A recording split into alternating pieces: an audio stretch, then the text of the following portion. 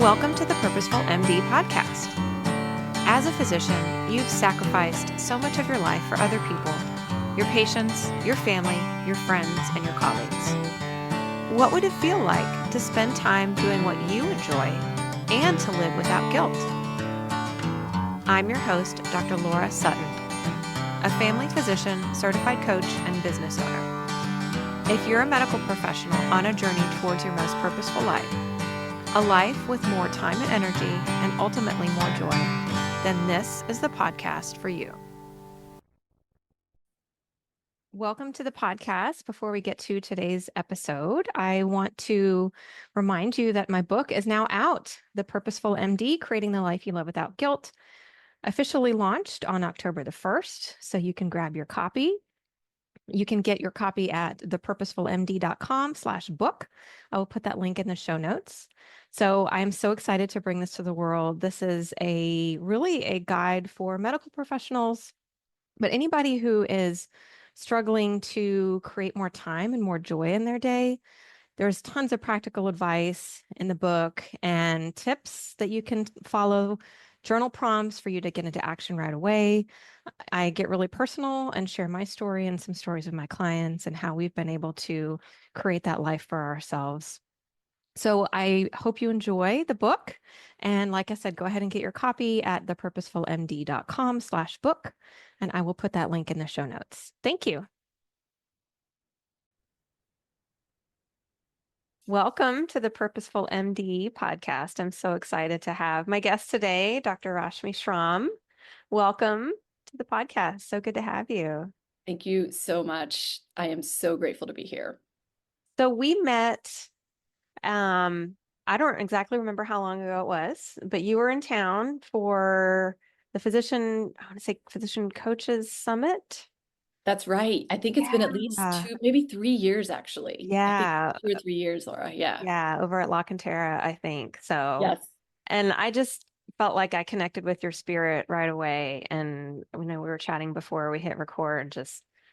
I really appreciate your intentional, calming presence and how you make people just feel so safe and open. And I've been really lucky to know you and to participate in one of the retreats that you held this last year. So thank you for everything that you're putting out in the world. It's such an honor. I mean, such an honor to be connected and just to be here with you. Thank you. Well, tell us a little bit about you, about your story. Yeah, absolutely. So I'm a family physician. I was actually born in India and I lived there until I was 12. And I immigrated with my family, my immediate family, to the US when I was 12, so sixth grade. So the most perfect time to move from urban India to rural Appalachia. And that formed a lot of my, I think, capacity to be able to adapt and understand and try to move with some kind of flow when there was no flow.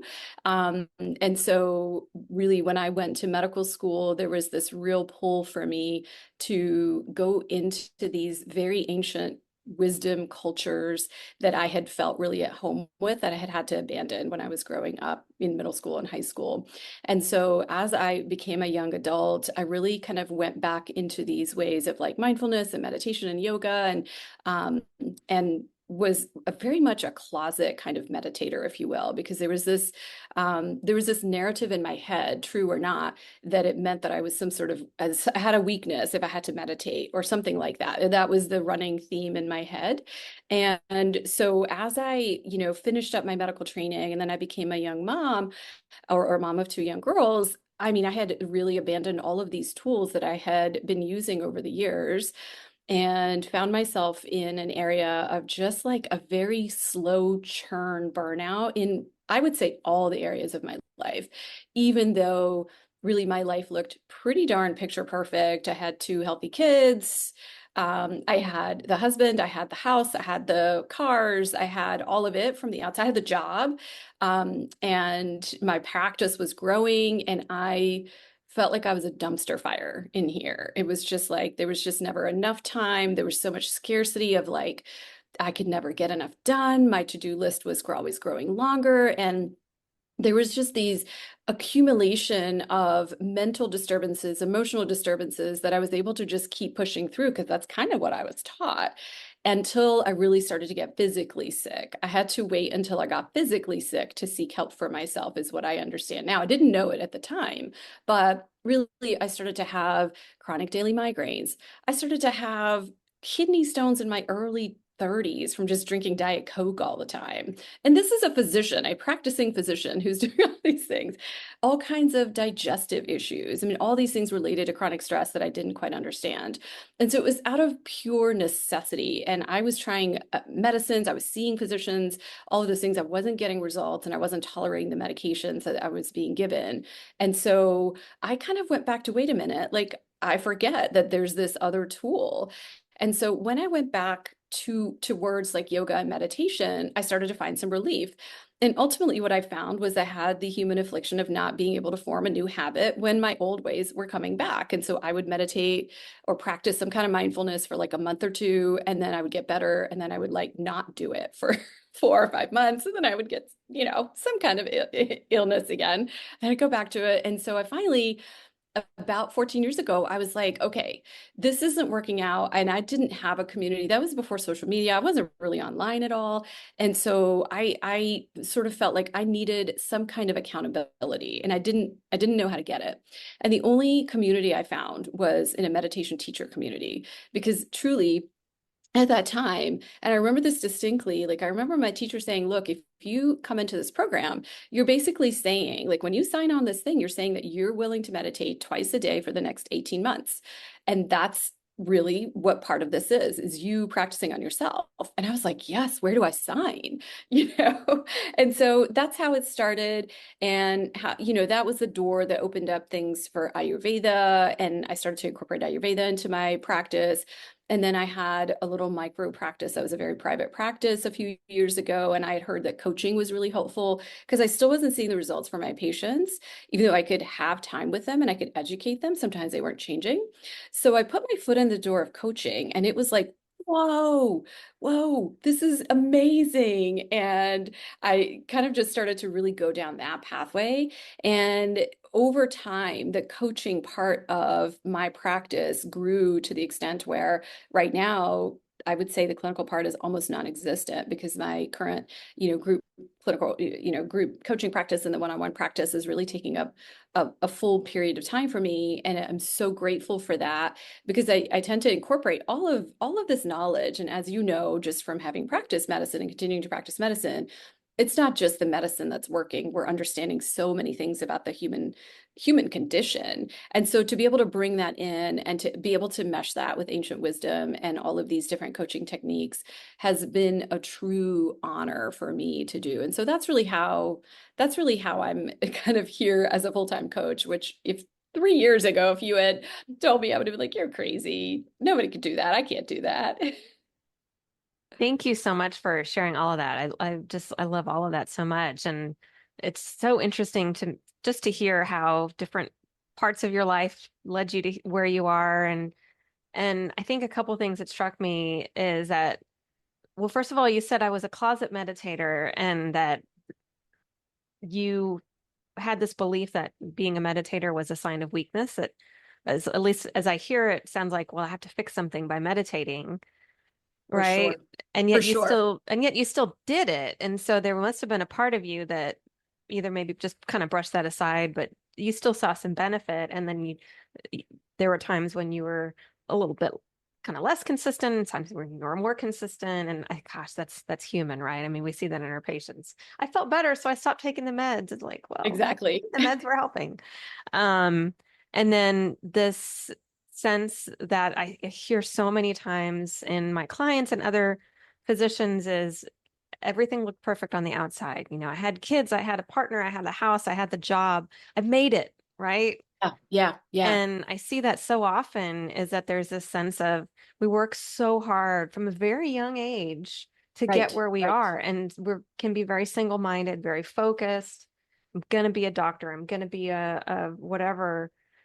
And then we get there and we're like, why am I not happy? Why isn't this everything I hoped it would be? And everybody around us is so excited and you've made it. And And yet you said it was a dumpster fire. And so I'm curious, and then you mentioned all the physical ailments that were Right, manifestations of stress, right. and that what I picked up from what you were saying is that maybe there was a sense that the stress wasn't, I mean, I see this a lot and just had a podcast episode with another physician on this about mental health, how there's still such a stigma that we feel like we can't get help for mental health. But if we get physically ill, then it's okay to get help for that. And so, and yet, That's 100% the narrative that yeah, was in my head. Now, whether yeah, I was connected to that story or not, I don't know.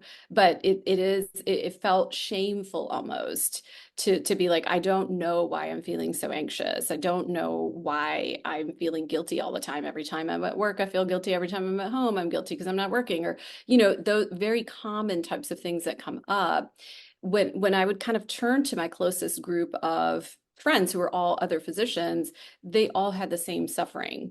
And so I was like, oh my gosh, like, is this all there is? Is this all there is? And that was this one question that kind of kept pulling me towards, like, I guess this is all there is. But we know that's not all there is. yeah, yeah, we know that because we've lived it. I mean, we are living examples of that this is not all there is, and there's so much more beauty on the other side. And so, yeah, I hear that question a lot. Is this all there is? And Right. yeah, Right, yeah, right. Yeah. And I feel like it's kind of that stalwart question that eventually comes up once we've quote unquote made it by society standards. right, right. By society standards, and yet we still might feel unfulfilled.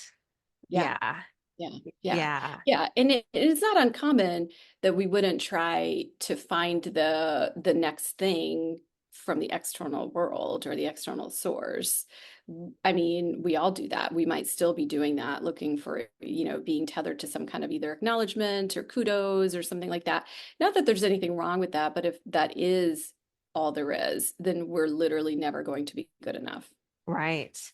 I was coaching a physician about a year or so ago who was fresh out of residency. So doing the math on that, she was an intern. She started her intern year in the summer of 2020. So that Wow. in and of itself, I know is incredibly traumatic as what she told me, but I can't even imagine. And she brought she highlighted something for me that was really, really interesting. She loved working with her patients, and yet she shared that she wasn't getting a lot of feedback from the people around her. And even feedback from patients is kind of, especially when you're first starting out, you don't necessarily see it.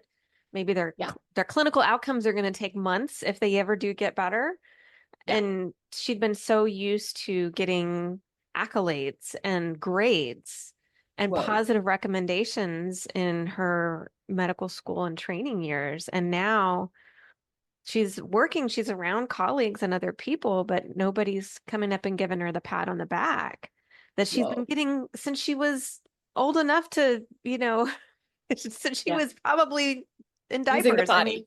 Right, right. right. Yeah, And yeah, so yeah, it was really interesting once she kind of brought that up, and I was like, yeah, it's this absence of, well, nobody's giving me the kudos anymore. Nobody's giving me the attaboys or the attagirls. And so I have to create that for myself. And when we don't get that external validation, and I even hear this from physicians too, is that, well, I shouldn't need that external validation. All these shoulds, and I'm sure you hear this too, is, well, I should just be grateful and I should just be happy with what I have. And I shouldn't need that. And yet, when we've been given it our whole life and it helps to feed us, then it's natural that we're going to want that and crave that. And so I think we have right. to give ourselves grace.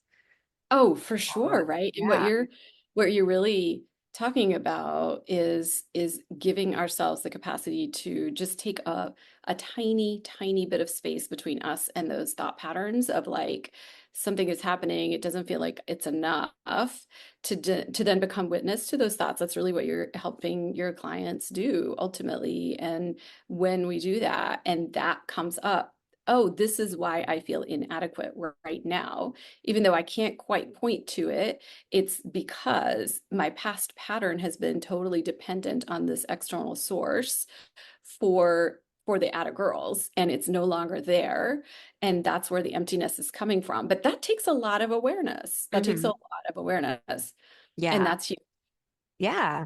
And this came up for this one client during the coaching session, kind of not necessarily in the stream of consciousness, but just through the conversation. She had this insight like, oh, I'm really craving this. I'm really missing this as part of my life. And so, I think just acknowledging that was helpful for her. And then we what I do with a lot of my clients is, okay, well, if this is a need of yours, are there other things that you can do to fill the need so that you're not relying on other people, kind of taking back that agency for it?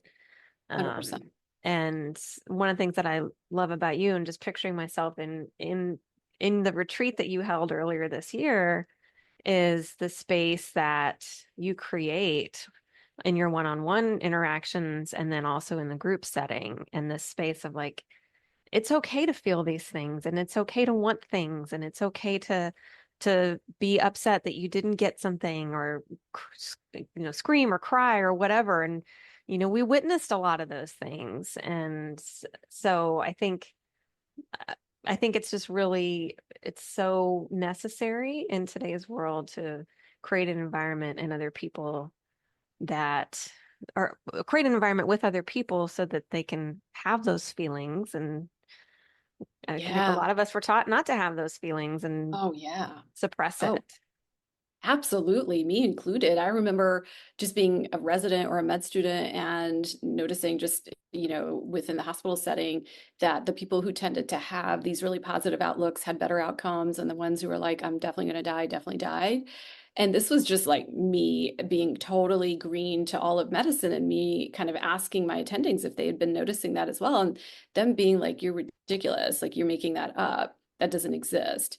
Right. And so me feeling so shameful for like having even come up with something like that. When of course science is validating that right now anyway. And we have Right. always intuitively known that to be true. Not that if we think we're going to die, we're going to die. But there was just this dichotomy that I was noticing that I wanted some information on. I was like, oh, this person's been practicing for 30 years. Like maybe he's got something to say. Now, it could, of course, just been the few people that I asked, and then I stopped asking because I felt like, oh my gosh, like I'm so wrong. Because we know that there are plenty of physicians who do incorporate emotional work. We know that that exists. We know that that expansive state of incorporating mind body health definitely exists in medicine, but it being stamped out for many, many years is also very real. And I think that's still the case now is there's just not enough time to handle all of the complexities that come with all of the emotions that come with a health diagnosis and or treatment. And that's unfortunate because if we could start to incorporate some of that, I think we would just start to have a softer society. I think we would just have a more connected society. I'm not sure if we could find objective reality shifts for results, but if nothing else, this idea of feeling safe, of feeling a sense of connection and co-regulation with someone else that feels safe is is healing, whether we cure someone or not. Right. I mean, that's the beauty of pets, right? I mean, Yeah. is that if they're living in our homes and they're with us, then they feel safe and they bring this sense of safety to us that we don't necessarily ask for, but they just do. And that's one thing that's so beautiful. And little kids too, they're abandoned. They don't care how they look or how they sound. They just do what they want. And it's just such a freeing thing Truly to it see is. the Yeah. amount of safety that they have for themselves. And yeah, it's so true what you say about what comes up for me when I hear you is that if we don't feel safe within ourselves, we can't hold the space for somebody else to feel safe. And I'm sure you've heard of situations as well with family and friends who have medical medical diagnoses or challenges. And you've sounds like you've had some of that as well, that seeing a physician or visiting an ER, whatever, being a patient in a setting where the staff or the physicians are just very disconnected. And Yes. talking with my non-medical friends and family about this, hearing kind of their gripes about it, I'm like, yeah, and I say this is not to excuse any poor behavior, but just like, hey, just so you know, that physician has been trained to suppress their Yeah, emotion. They've been rewarded for it, for suppressing right. their own needs and compartmentalizing those emotions. And so that is going to come out, and it's unfortunate. And hopefully medical education training systems are starting to shift in that way. Yeah, that's right. I don't know That's if right. if you're seeing that at all. I'm not in that world, so I don't know if you're seeing that and I know you're advocating for it. I'm definitely advocating for it. And so my older daughter is a pre-med student. And so she's been doing some things within pre-medical societies and within just clinics and things like that. And I think just that generation is willing to shift it. I think that generation that is willing to talk about their feelings and their emotions and say no, have boundaries and honor their boundaries and honor their sovereignty. And it's not just the 20-year-olds. Like I think we're seeing that in, young 30s, that type, right? Like I think we're seeing that and saying this is toxic, like almost just calling it out. And I think I hope that it is shifting. It may not be shifting as fast as you and I would like for it to shift. And there may not be a beautiful, great little square answer for all these problems that arise because doctors are humans too. And we just really do not recognize that so much of the time. And that when we're burned out, when we're disconnected from ourselves, when we have been rewarded, like you said, for being disembodied, that will continue because it's no longer safe for us to feel our emotions, no matter where we go, and it will show up in clinical care. It has to because it's part of what doctors are doing. And Hmm. so it is just unfortunate. And my hope is that it is changing. But I do see it shifting for sure. And I'm sure you see that as well. There's lots of open discussion about mental health, about emotional health, about do they feel safe? Do they feel connected? There's definitely a lot more discussion of it in this next generation than certainly I ever felt safe enough to talk about. Oh yeah, absolutely. I love seeing it. My daughter's a senior this year in high school, and I love the discussions that I hear her have with her friends, and that she and I have, and that she's open and willing to ask for what she needs and assert herself and advocate for herself. And on our whirlwind college tours that we did over the summer, every single one of the campuses we visited talked about mental health resources and well-being and how they are supporting not just the academic, but the human side of the students. And it's like, wow. However many years ago I went to college, I won't say, but it just wasn't talked about. And Right. so, yeah, I'm Oh, happy. yeah. Yeah. Yeah, Yeah. absolutely. Absolutely. Or we couched it under physical health or something like Right. that, if we Right. were doing something. Yeah. Um, and so if I went kayaking, it was for my shoulders and my abs. Right. Right. Yeah. If we Never worked mind that out, it, yeah. yeah, if we worked out, then it was because we wanted to lose weight or because we wanted Right, to fit in our summer bikini or whatever that was. And I'm like, man, that is not why I run. right, right. I run because I mean I enjoy having good physical health too, but the mental aspects of it are So so much. much stronger for me. For Yeah. sure. For sure. For sure. Yeah. But yeah, I do think times are changing. I think they're evolving, and I'm so grateful for it. I'm here for it. Yeah, me too. Me too. I love what you said in your story about that when you were really seeing how helpful meditation was for you, and yeah, you didn't see other avenues or other communities that were doing what you wanted. And so you created it. And I just love that so much that you're like, oh, I didn't see what I wanted, so I made it. It's just beautiful. So tell us a little bit more about that. So it was completely accidental, just so you know, right? And so it was very much born out of a need and a necessity. So when I started to go into meditation teacher training many years ago, you can imagine part of that is I used to go out and teach meditation.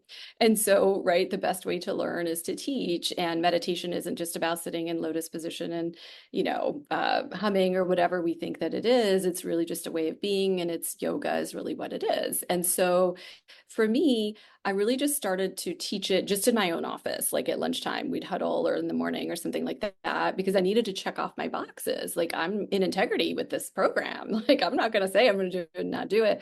And then eventually that kind of like word spread. Oh, like Dr. Schramm does all these things. And so, and the local Y contacted me. And so for several years, I was just like every, whatever Tuesday night, I think, I had a free meditation class, and I learned a lot from my students, and I learned how to teach. And the cardinal thing that I understood about teaching, and this was all through error, right? Like all kinds of trial and error, was that if I wasn't centered and grounded and connected to myself, it didn't really matter what words I said at all. And so that started to be how I really realized, like, I need to be regulated. Like, this is something that it's an energy transmission, and people don't care what words I'm saying. If I'm saying them from a place of anxiety and I'm just like reading a script, it doesn't matter. And so that's really how that started, was very messy and with lots of errors, and from a place of genuinely like trying to make sure I was integrity with a program that I started because of the depth of it. And I would even say to like my little small group, I'd be like, well, I'm really never going to teach, but I am going to do this because it feels really good, and I'll probably teach, for free for the rest of my life or something like that. And so that's really how that started. And then I started to see the results for the people, and ultimately, and then I still had a very, very tiny, small kind of like not anything online, just local way of being able to teach and connect with people who were interested. And then COVID hit. And this is like one of my most favorite stories to tell, is one of my college roommates knew that I was doing some things in wellness and health and things like that. And we would talk often. And I think it was April of 2020. And she was like, okay, Rash, like, I need a TED Talk. Like, send me the link to a TED Talk, because my family, they're all being jerks. And I need a TED Talk to help them see that they're being jerks, and so that they can fix it. And so I sent her one of my guided meditations instead. She was like, what is this? What is this? Oh, that And is like awesome. 2 days later, she was like, oh my gosh. And it was a yoga nidra practice, just to be sure. It was just fully guided, and it takes like 20 minutes to get through the whole thing. And it's based deeply in this idea of meeting ourselves where we are, and this sense of witnessing our thoughts and our emotions, and being okay with whatever arises, which we're usually not okay with, right? And so she goes, oh, do you think I'm the problem? And I was like, oh, I did not say that. She's like, maybe me. So, this is like super type A, in New York. Like she hasn't slowed down in ever, like ever. And all of a sudden, COVID is like, now four of them are in this tiny apartment, and they're Yeah. like, what is happening? Like, what is happening? And so it really started like that. And then she, just from that one thing, she started to get so many results. She was like, okay, so you have this in your back pocket and you're not sharing it. And I'm like, well, the Y is closed down. Like, where am I supposed to do this stuff? And she's like, ever heard of Zoom? And I'm like, no, I haven't. So I started to do them on Saturday mornings, and that community grew and grew and grew. And eventually the same friend was like, you need to start charging people. And I felt really uncomfortable with it at first. And then she was just like, she stepped in, she'd be like, this is her Venmo, y'all can send her money. And so then people started paying me. And then I started to get coached on, just like my money mindset and what's happening. Why do I think that this isn't, valued, where I think like writing a prescription is valued, or like all of these different things. And so it was a really circuitous, almost like totally unplanned and fairly unpredictable. And generally, thanks to COVID, that some of that stuff really started to come into existence, really. And so those were really born out of complete necessity, and not necessarily like I think, 10 years ago, plan it out and be like, well, in this year, I will bring in this kind of, like, it was literally just from receiving feedback and being open to trying something in a very messy way. And so I hope that helps make sure that there's no perfect picture here. Yeah, I mean, and I'm sure you see that a lot too, is people being afraid to start something because, well, what if I fail? Or, I don't know what it's going to look like. And I mean, again, that's part of our training, right? Like, yeah, you Yeah. better hit that central line on the first try Oh, and don't right. puncture the Yeah. lung, Oh, that yeah. type of Yeah. thing. Yeah. Don't cut the wrong artery. That's right. So yeah, I mean, that's definitely, again, part of our training. And I love what you said is you're like, it was just messy. And I mean, you did it because you were learning and growing in the process too as you were teaching. For sure. For Yeah. sure. And And it's so, still that way. I mean, yeah, I still teach because I need it. And because one of the only ways to truly teach is to be well regulated within myself. And so that I think is a necessity. Like I think I will teach the rest of my life because it's necessary for me to get to a certain place for me to be able to guide anyone in yeah, anything. yeah, yeah. And you're learning along with your clients and learning from them too. For sure. For Yeah. sure. Yeah. So Yeah. what are your go-tos to regulate yourself? And you said that word a lot. So what are the practices that are what's your daily practice? And then what are your like, in the moment, my family's driving me crazy practices? Yeah, yeah. So I should say that I am fresh off of a meditation retreat with like an amazing teacher. And so I'm in a different place now than I would have been like 2 weeks ago. I promise you that. That's awesome. Good for you. And and so, but eventually it's this idea of giving ourselves permission. So you had to give yourself permission to go to a retreat. And that's a big deal. It's a really big deal because we often wait for someone else to give us permission, and that's never ever going to come. And so once I started to recognize that my well-being and my healing was just as important as anyone else's. And in fact, I would almost say that it is a huge part of the health of my community and the health of my family and those that I care for. I think it has a ripple effect.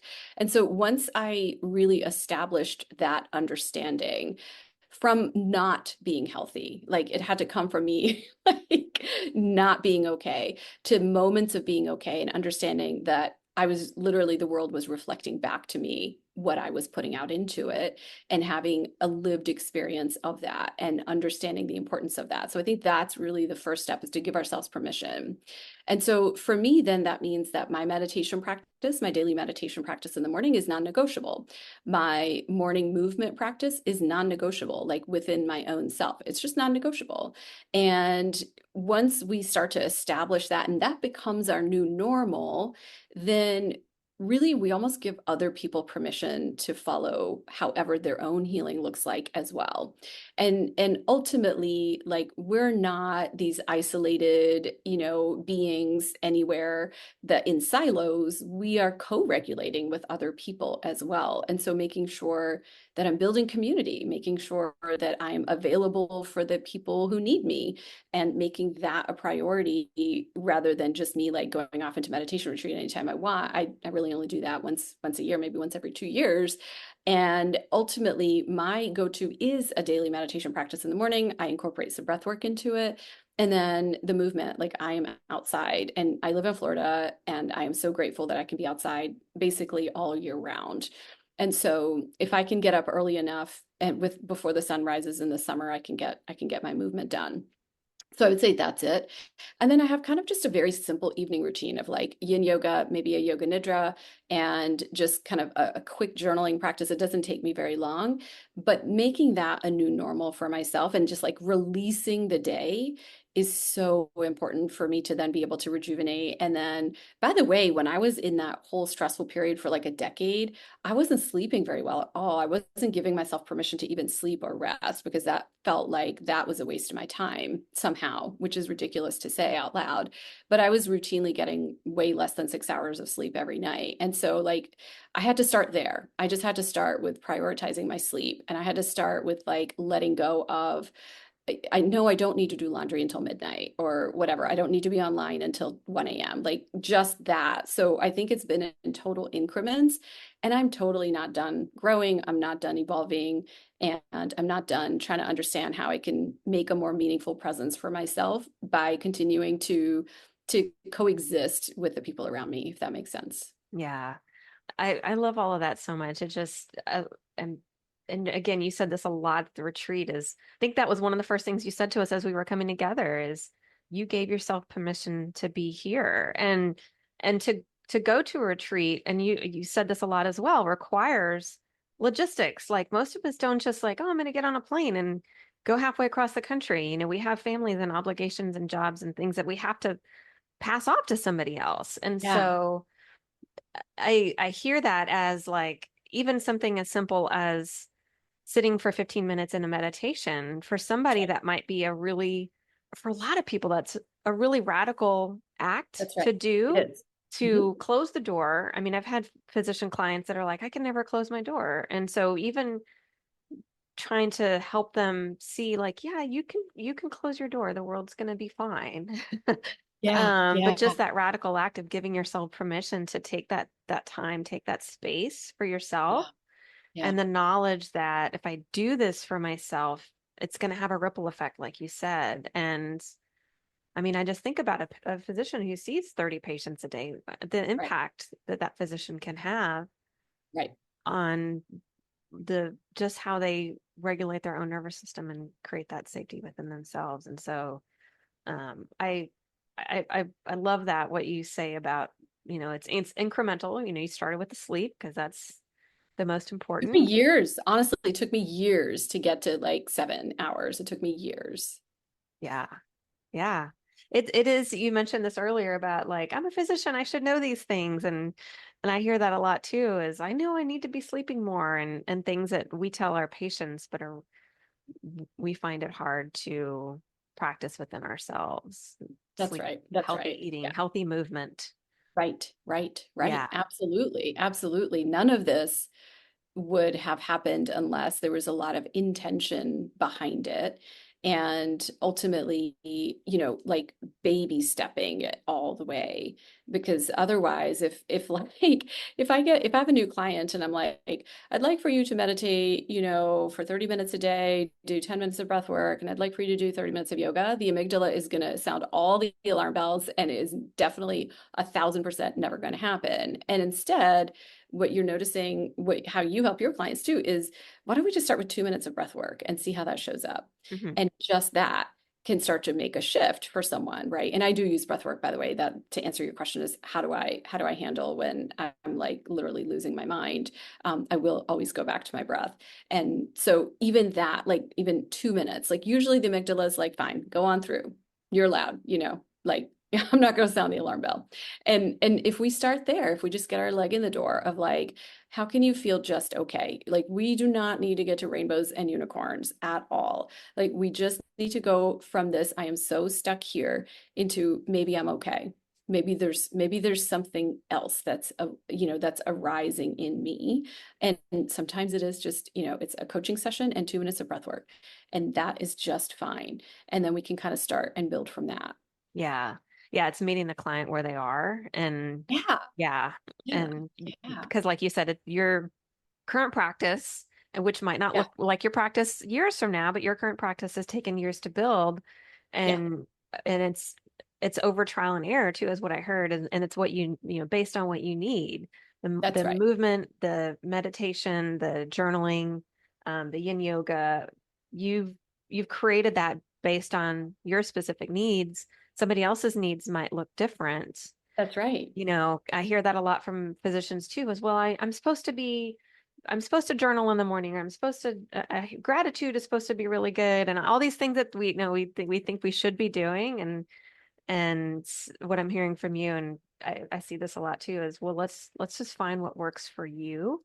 Let's find Yep. something that works for you now. Yeah. Maybe, and we can build on it if we need to. And if it doesn't work for you now, then we'll squash it and we'll try something else next week. So, 100%. And people's circumstances are constantly evolving, right? And so the client who has 3 young kids, who's working full time as the primary earner in their family, is going to have a totally different capacity for time mhm, than someone like me who's Kids are young adults who are self-sufficient and are in college, and like there's a completely different capacity. And so yes, I do sleep 8 hours a night, and I do meditate for 30 minutes every day. And I do, you do some kind of movement for almost 45 minutes every single day.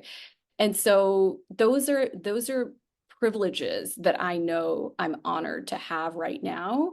I don't take them for granted. And I also clearly created that intention for myself, for my own healing. Yeah, I love that.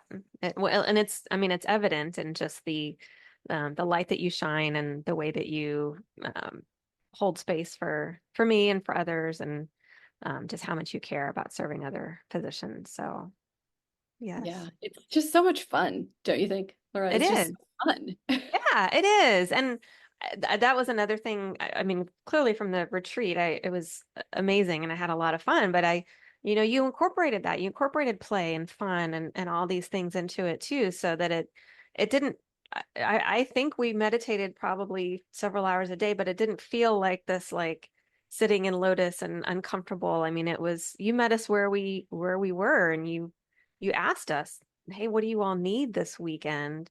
Yeah. And then you kind of met our needs, and so I just appreciate that about you. So Yeah. Yeah. What an honor. Holy smokes. yeah, Yeah. yeah, it's super cool. Yes. Um, it's so wonderful to have you and to talk to you. Is there anything else that you wanted to share as part of our No, I'm conversation? just, again, just so grateful for this conversation. I thought it was just so beautiful the way that it kind of just meandered through all these different truths and all these, different messy truths that can then lead us to ultimately a totally different place. And I hope that my story helps anyone, that it really doesn't take a full 180 shift for someone to eventually create that several years from now, and that we all have the capacity for healing. We all have the capacity to find that safety and that regulation and co-regulation. I hope that came through loud and clear. Yes, thank you. Well, we'll include links for your website and your socials in our show notes, so that our listeners can find you and work with you and hear about all the amazing things that you have going on. But thank you so much for being here. I'm so grateful. Thank you. While I am a physician, the information presented in this podcast is for educational purposes only and should not be considered medical advice. It is not a substitute for professional medical advice, diagnosis, or treatment. Please consult with your own healthcare provider before making any significant changes to your lifestyle or routine. By listening to this podcast, you are not creating a physician-patient relationship. Thank you for listening to the Purposeful MD podcast. If you like what you hear, please rate and review the show. Please also visit my website, www.thepurposefulmd.com, for free downloads or to discuss working with me as your coach.